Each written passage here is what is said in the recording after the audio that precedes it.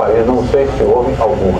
Fomos ao gabinete do Procurador-Geral em comitiva, ficamos lá, e aí, ainda na sala de lá, ficamos 24 horas por dia atendendo telefone. A imprensa ligava, porque até o acesso à imprensa era difícil, porque ele, como dono do jornal O Dia, ele tinha uma relação com os demais órgãos de imprensa. Então você conseguir vincular alguma notícia contrária a Chagas Freitas era praticamente impossível. Nós tivemos uma vez fazer uma matéria paga, nos cotizamos e fizemos uma matéria paga. Aí ficamos na nossa vigília institucional, na sede da Procuradoria. A noite toda ficávamos lá, quando ligava alguém, Ministério Público em vigília institucional.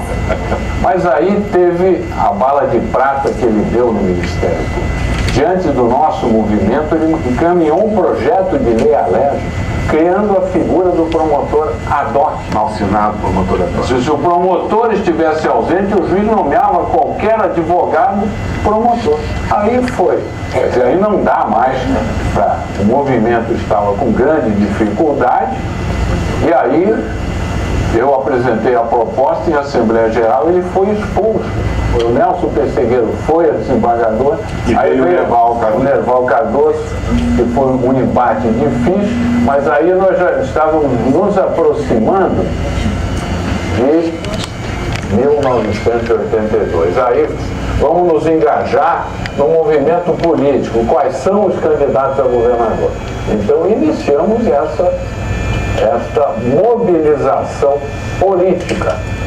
O Leôncio Aguiar Vasconcelos estava por terminar o mandato. Em 1981 eu fui eleito presidente. Uma votação muito expressiva, um apoio muito grande da classe, que viu naquele nosso movimento, o Ministério Público, um movimento reformador, democrático, lúcido e institucional principalmente.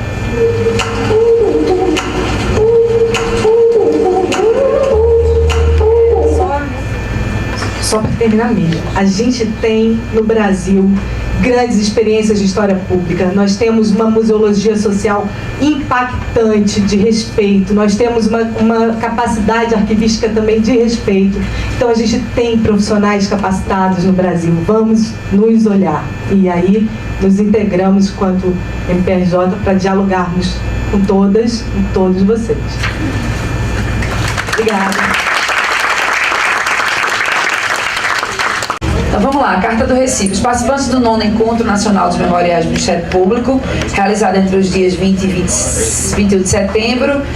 Só que a gente mencionou aqui os estados, viu, gente? Rapidamente a gente vai ver se está todo mundo aqui incluído.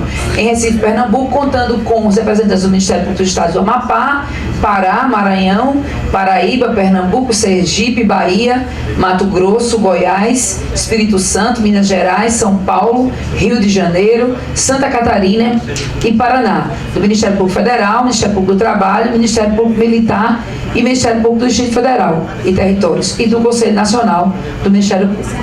Considerando os debates ocorridos no presente encontro e nas 8 edições anteriores e que se consolidaram valiosas reflexões acerca das perspectivas de construção e preservação da memória, história e patrimônio cultural e documental no âmbito do Ministério Público, considerando a aprovação das resoluções 138 de 2016 e 158 de 2017, ambas do Conselho Nacional do Ministério Público, fixando normas e diretrizes gerais da política de gestão documental e da memória no âmbito do Ministério Público, renovam os compromissos firmados nas cartas anteriores, concitando os gestores dos Ministérios Públicos sobre a necessidade de uma política institucional permanente de gestão documental, preservação de memória e história, com a criação de memoriais nas instituições que ainda não dispõem desse espaço, devendo ditos espaços estabelecer diálogo permanente com o entorno comunitário e manter consultoria especializada e quadro técnico próprio, multidisciplinar, composto de profissionais das áreas de arquivologia,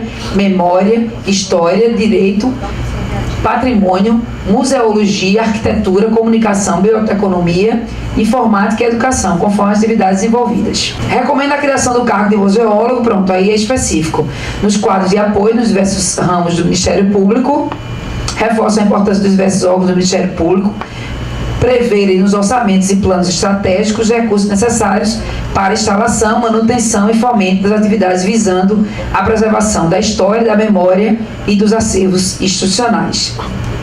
Sublinham a necessidade dos arquivos e centros de memória do Ministério Público de desenvolverem sistemas eletrônicos de gestão de acervos e bases de dados que possam funcionar de maneira acessível à comunidade e integrada entre os diferentes ramos. Reafirma a necessidade que os centros de memória sejam espaços.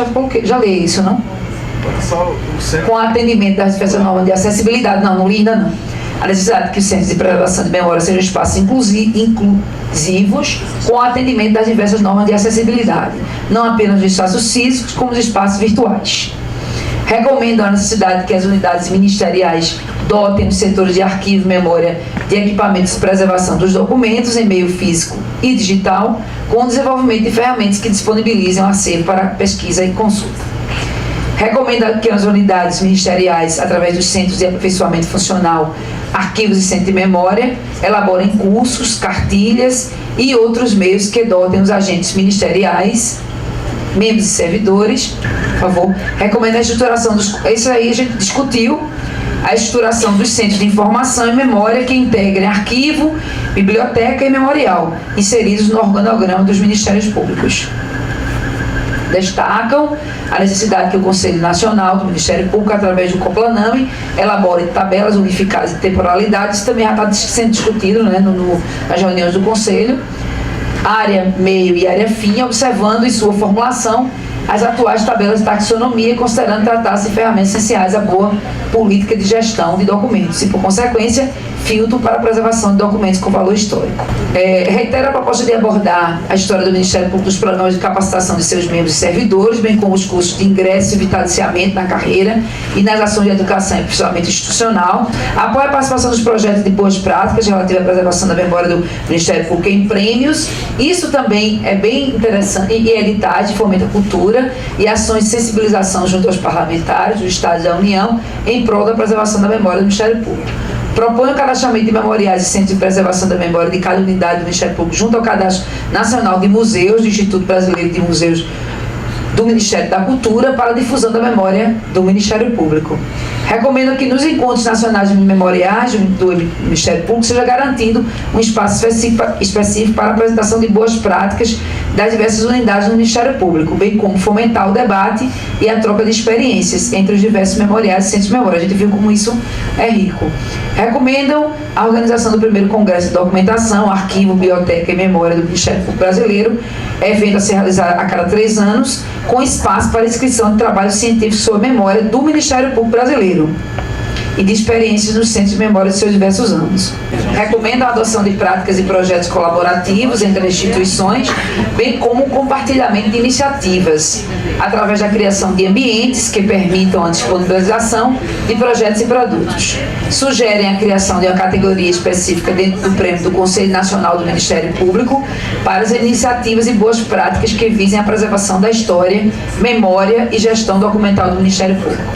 Delibera que o 10º encontro de memoriais do Ministério Público será realizado pelo Ministério Público do Estado do Amapá e, por fim, decidem pelo encaminhamento da presença da carta à presidente do Conselho Nacional do Ministério Público, aos procuradores-gerais de todos os Ministérios Públicos, aos presidentes dos conselhos, dos procuradores-gerais e dos corregedores-gerais, aos procuradores-gerais de todas as unidades administrativas do Ministério Público da União, ao Conselho Diretor de Escolas, de Centros de Estudos do Ministério Público, do Conselho Nacional dos Ouvidores e a todos os conselheiros do Conselho Nacional do Ministério Público.